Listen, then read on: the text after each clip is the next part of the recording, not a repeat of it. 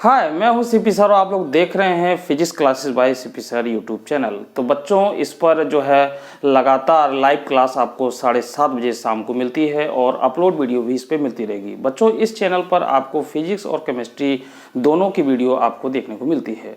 तो बच्चों, आज की इस वीडियो में हम लोग 12th क्लास फिजिक्स में बात करेंगे एक डेरिवेशन पर, जो कि डेरिवेशन क्या है आपका, गोलीय अवतल पृष्ठ पर अपवर्तन का सूत्र। तो आज हम लोग इसको ड्राइव करेंगे, निगमित करेंगे। कैसे होगा बच्चों? तो बच्चों देखिए, इसके लिए हम लोग क्या काम कर रहे हैं कि यहाँ हम एक गोलीय अवतल पृष्ठ बना रहे हैं।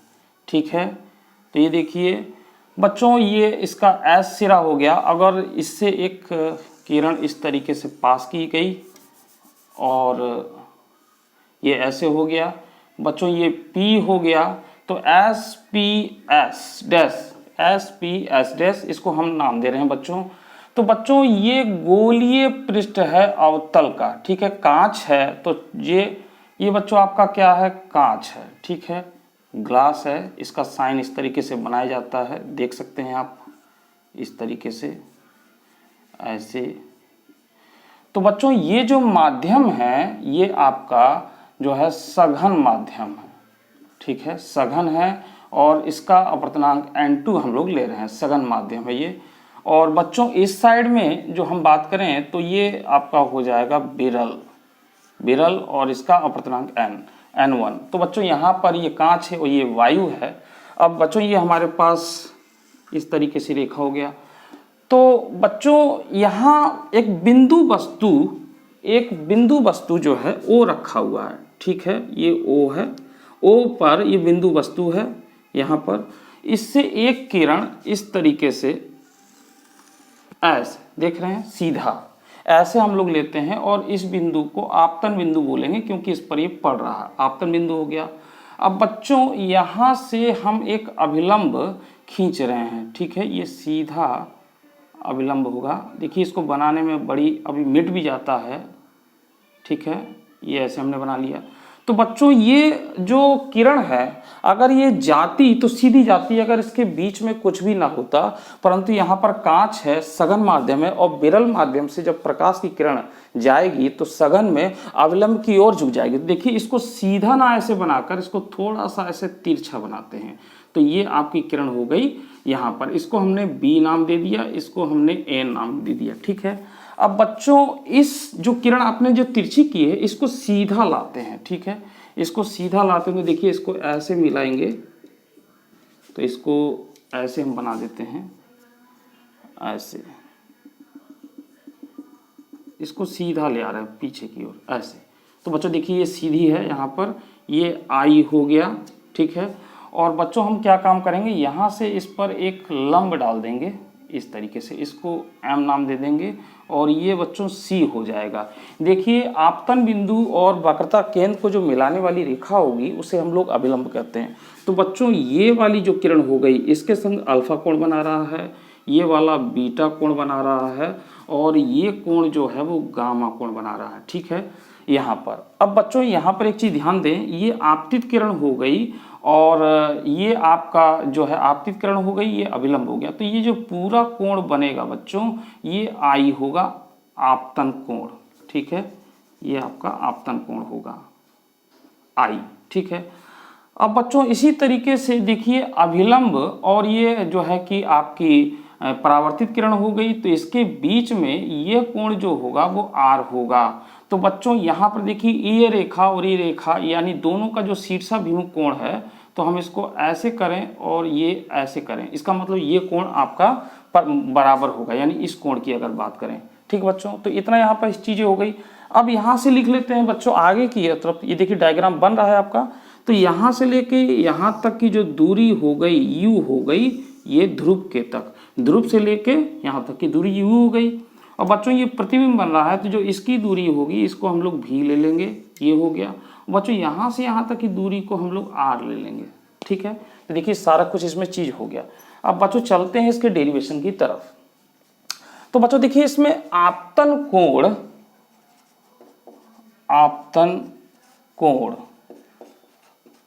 आपतन कोण आप देख सकते हैं कि आपतन कोण क्या होगा। तो आपतन कोण होगा ओ ए सी ये वाला होगा आपतन कोण, यानी ये अल्फा कोण है ओ ए सी, क्योंकि आपतित और अभिलंब के बीच में जो ये वाला कोण बन रहा है इसे आपतन कोण कह रहे हैं। तो यहाँ पे कहेंगे ओ ए सी बराबर ये आई है, ठीक है। इसी तरीके से तो ये अपवर्तन कोण हो जाएगा, अपवर्तन कोण। तो अपवर्तन कोण क्या होगा बच्चों, अपवर्तन कोण ये आर होगा, यहाँ पे हम कह सकते हैं बी ए एन या N A B, B A N equal to R, इसको आर ले लेंगे बच्चों। अब बच्चों ये दोनों कोण हो गए। अब यहाँ पर बच्चों देखिए हम क्या काम कर रहे हैं, ये हमने लिख लिया है, सारी चीजें और लिख लेते हैं कि पी यू, पी से लेके ओ तक की पी ओ बराबर माइनस यू हो गया, क्योंकि ये वस्तु की दूरी हो गई ऋणात्मक चिन्ह परिपाटी के नियम से। इसी तरीके से बच्चों P से लेके I तक, P से लेके I तक, यहाँ से यहाँ तक की दूरी हो गई माइनस भी हो गया। और बच्चों इसी में P से लेके C तक यानी PC, ठीक है, PC, तो ये आपकी दूरी हो जाएगी माइनस R। ये सारा चीज हमें रखना पड़ेगा, ये हमने रख दिया। अब बच्चों यहाँ पर देखिए त्रिभुज आपको एक दिखाई दे रहा होगा OAC, ठीक है। OAC में ये अल्फा कोण है, अल्फा कोण है बच्चों, और ये बीटा कोण है इस त्रिभुज में, और इस त्रिभुज में ये गामा कोण है। तो बच्चों यहाँ पर देखिए हमें I का मान निकालना है, तो यहाँ पर लिखेंगे त्रिभुज OAC में गामा बहिष्कोण है, बहिष्कोण है।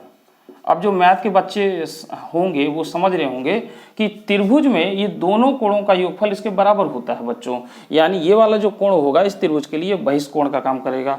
तो बच्चों इसमें हम कह सकते हैं, अगर हम यहाँ पे बात करें कि गामा बराबर क्या हो जाएगा, तो ये हमारा हो जाएगा अल्फा प्लस और ये हो जाएगा आई, या बच्चों अगर आई बराबर अगर हम निकालें तो क्या हो जाएगा गामा माइनस अल्फा, ठीक है। आई बराबर इसमें से इसको घटा देंगे अल्फा, और हमने ये लिया है आई। तो बच्चों इसी तरीके से इसी प्रकार त्रिभुज बच्चों अगर ये ले IAC, तो यहाँ पे ले रहे हैं IAC में गामा बहिष्कोण है, ये भी बहिष्कोण होगा बच्चों, बहिष्कोण, ठीक है।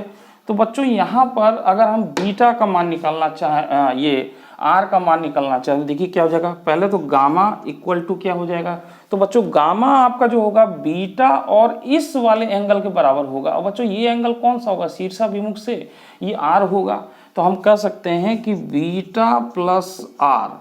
तो बच्चों या आर बराबर अगर निकाल लें तो आर बराबर क्या हो जाएगा, ये हो जाएगा गामा माइनस बीटा हो जाएगा। तो बच्चों इसको समीकरण 1 दे दें और इसको एक समीकरण दे दें 2, ठीक है। तो बच्चों हमारे पास ये 2 समीकरण आ गए हैं, ठीक है। अब ये 2 समीकरण हमने प्राप्त कर लिए हैं, आई और आर के मान हमने निकाल लिए यहाँ पर। तो आई और आर के मान निकालने के बाद बच्चों हम लोग क्या काम करेंगे कि स्नेल का नियम हम लोग इसमें लगा सकते हैं, ठीक है, आई और स्नेल का नियम। तो बच्चों स्नेल का नियम लगाएं, स्नेल का नियम। तो बच्चों स्नेल का नियम क्या होता है, साइन आई बटे साइन आर इक्वल टू, तो ये क्या हो जाएगा बच्चों, ये आपका हो जाएगा n2 अपान n1, यानी जो अपवर्तनांक है इनका यहाँ पे n1। तो बच्चों इस तरीके से ये हमारे पास हो जाता है, ठीक है। अब बच्चों हमें क्या काम करना है कि समीकरण 1 और 2 से यहाँ पर इसका पहले क्या काम कर लें कि गुणा कर लें। तो देखिए गुणा कर लेंगे तो ये क्या हो जाएगा, तो हम यहाँ पर गुणा करें तो ये हो जाएगा n2, यहाँ पर ऐसे कर दें, ये कर दें n1 साइन आई बराबर n2 साइन आर। बच्चों आपको दिखाई दे रहा है क्या स्पष्ट लिखावट में, हाँ चलिए दिखाई दे रहा है आपको, स्पष्ट है। तो ये हो जाएगा बच्चों। अब इसको बच्चों हम यहाँ पे क्या काम करें कि यहाँ पे देखिए हमने ये निकाल लिया है। अब बच्चों यहाँ पर देखिए जो साइन का जो फंक्शन है साइन का जो फंक्शन है इसको हमको हटाना है। तो यहाँ पे मैथमेटिक्स के हिसाब से ये अगर जो व्यास है ये अगर छोटा हो जाए तो ये जो कोण होंगे आई और आर, ये भी कोण बहुत छोटे होंगे, क्योंकि व्यास जितना छोटा होगा। तो यहाँ पे लिख सकते हैं कि यदि गोलीय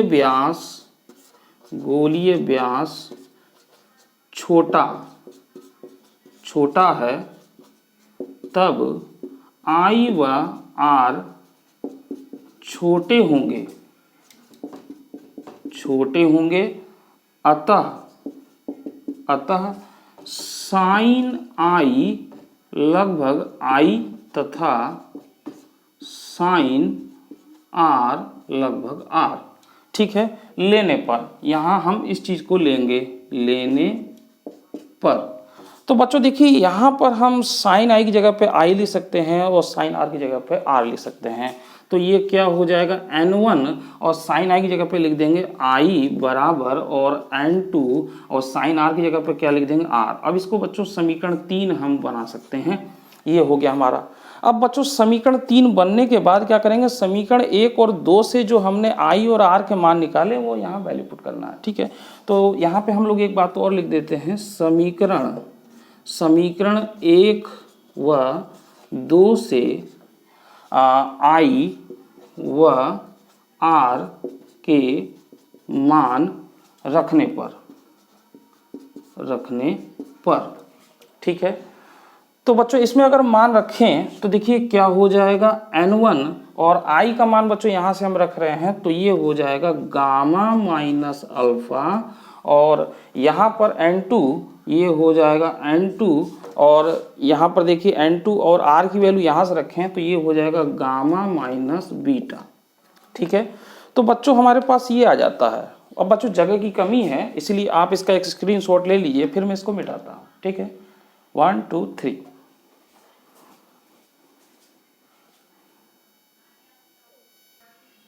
हाँ बच्चों, तो बच्चों देखिए हमारे पास ये इक्वेशन आ चुकी है।